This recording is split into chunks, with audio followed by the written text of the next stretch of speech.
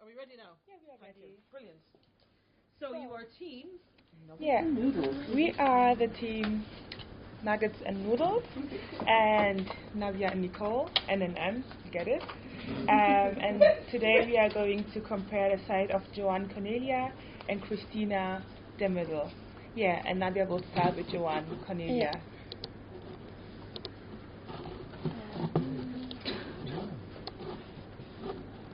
Okay, Joan Cornellà is an illustrator and cartoonist from Barcelona, and after he finished fine arts, she got into the comic world, publishing Fracasa Mejor and Abulio, and then he was known for its publication in some Spanish magazines, and after that he went viral and he got famous with his Instagram and Facebook and social networks, comic strips because of their black humor. Here we can see some of the publications. Nice. Smokes. Yeah. And here some of his stripes. Yeah. So just as a quick comparison, here we have Christina de Middle. There she is. She's also from Spain. She was born in Alicante, and she started out as a photojournalist, as a documentary also photographer. But while she was doing the work, she saw that she likes to nurture diverse stories rather than telling the stories again that are told all the time. So she changed her path and being a little bit more arty, but not forgetting her roots of documentary work. So in the year of 2012, she self-published the book Afronauts, that was really successful, where she also got nominated for the Deutsche Börsepreis in the year of 2013. Yes. Well remembered. As you can see, we have very different profiles.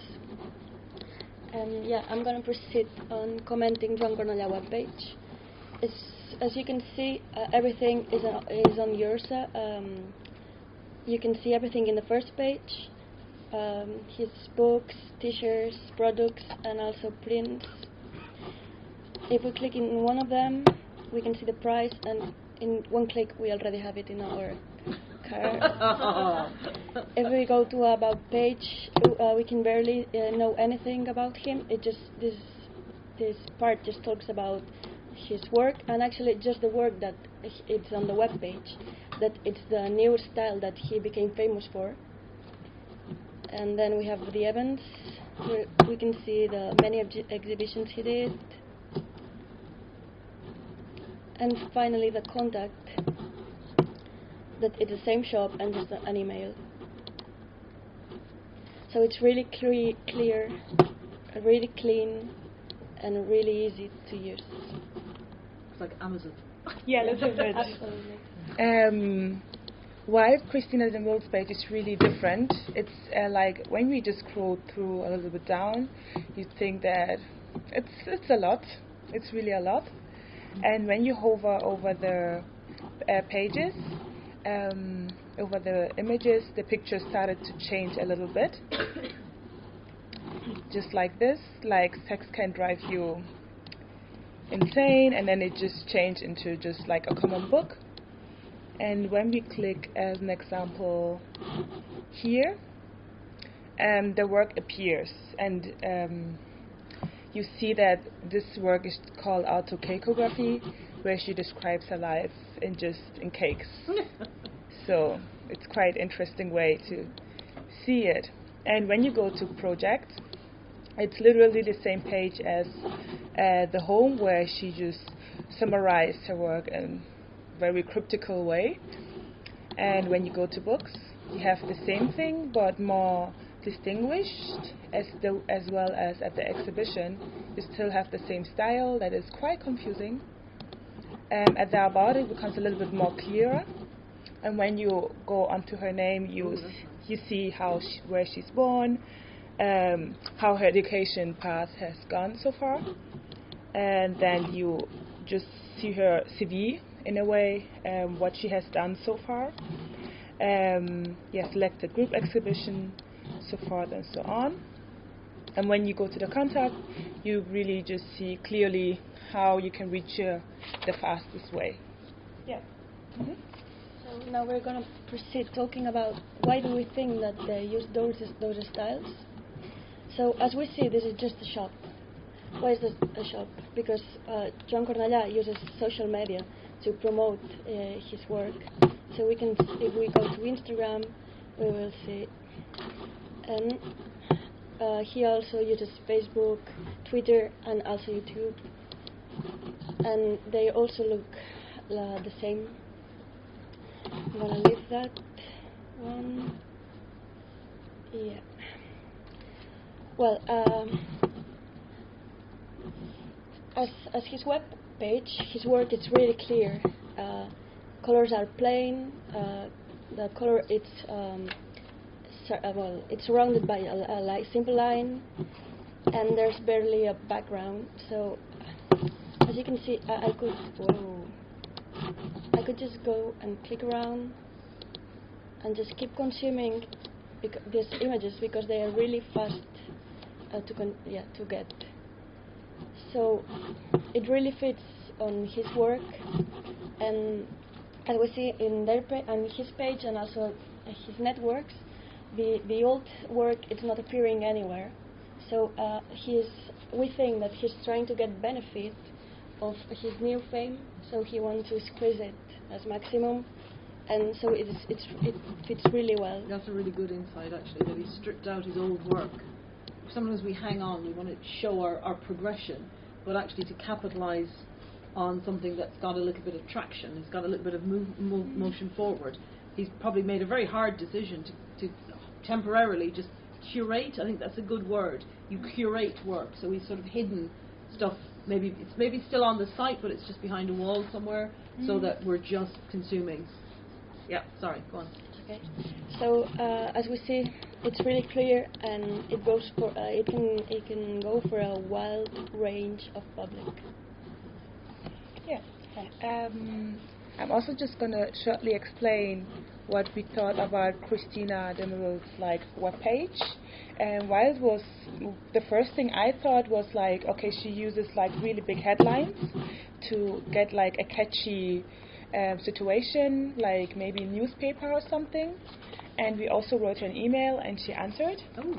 And it was really interesting to hear what she's thinking, why she really designed it this way. So I'm going to read to you the email she wrote us. It's here. So it's Spanish because she's Spanish, and Nadia wrote it in Spanish. But it was really cool. Okay. Yeah. So she wrote, "Hello Nicole. The idea of the homepage was to refer to a newspaper webpage. The webpage aimed was to look like a weekly world news website as much as possible. My work focuses on questioning the documentary value of photography. The pictures I chose are not important, neither are they related to my work. The website is like another project. It gives you more questions to think about than answers. The website has another layer of meaning in the style of in-your-face news, has a very recognizable aesthetic. And I think with her explanation, it really fits to what is happening on the web page, and I really like how she's framing it. Yeah, so that's actually the most part it. And if you have any question, you can just give it to us. Thank you for listening.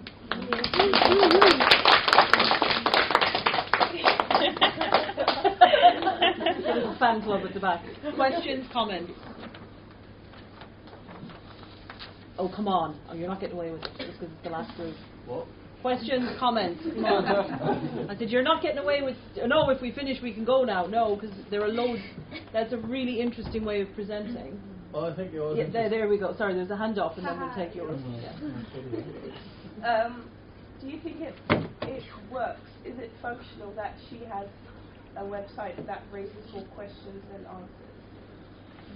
answers? For me, it works because it is really unusual way to present one's work because you are not direct, and maybe because it's so different, you might look at it longer, because you also like let the viewers start using their brain differently and not just consuming quickly, rather than making you think. Like it's totally the difference to Joan Cornelius, where it's just like even the most not fastest people in thinking could get it easily. Yeah. Sorry, this camera's died, which is why I'm Okay. suddenly holding this one up. Somebody else had a comment here? You? Well, didn't really like. Was it just like? I think it was quite interesting that you guys both like big like successful people, and then Yeah. analyzed their websites. But like, did you just point out there wasn't really like a bad website in your article? That it was just like points they could improve.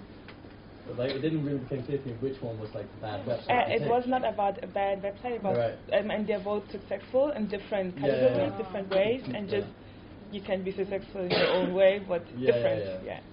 I think that was what I think you did a really good job, and I think it's a slightly harder thing to do. Good and bad is a very black and white thing. It's a very easy thing to do, but to actually just take two and compare and contrast, where that was really successful is because you got it out of the horse's mouth. You got her telling you that this is my website isn't about this, and suddenly it was like, oh, okay, it's all right to not have a brand. It's okay. That's not what the website was for.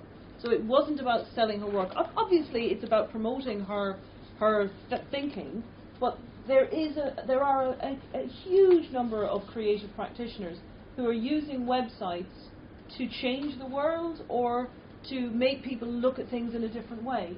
It's their art. So the notion of a fine artist or an illustrator who's using their website to communicate their particular message is a really interesting, and it's hard sometimes to identify that. And sometimes you can be very judgmental and go, it's really hard to see what she's selling. Well, that's because you haven't looked hard enough. If it's really obvious, then it's because they're selling a brand. They've got a very clear brand. If you're selling teapots, the website is a lot easier to put together than if you're trying to, raise awareness of child poverty, or you're trying to communicate a particular message about your visual aesthetic. Doesn't mean one is good and one is bad. So I think it's you've kind of analysed at a high level there, and it shows the advantage of actually emailing the artist, because it can really clarify, but also reading around the artist. So Karim Rashid, who was the group that did Karim? Did you look at articles written about him? If you haven't, do now and add it to your web pages, because there's lots of people have criticised him and said, oh, he's such a media whore. And then, but then you go in and you look, and the man gives millions to charity, and he's funded irrigation projects in Africa, and he's got so many sponsorships, and the way he hires, his hiring practice with his staff, is incredibly ethical. So again, you've got to learn to scratch beneath the surface. We're artists, which means some of us are performers, and for some of us the lie is part of the performance, and the lie is part of the persona.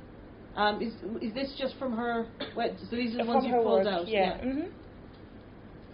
So really interesting. Anyone else have a comment or a question on that? Absolutely sure. Those of you who didn't comment this week, and remember, I've got all this filmed. I will know exactly who made comments this week. I'm going to keep my mouth shut. I was going to say, no, you will actually get a comment about well done for your contribution. Those of you who spoke, thank you, because it does make a difference. Those of you who didn't, step it up next week, okay, because you want to be seen to be contributing from this end as well. But I think a round of applause for the guys. Well done. Well done, well done. Now,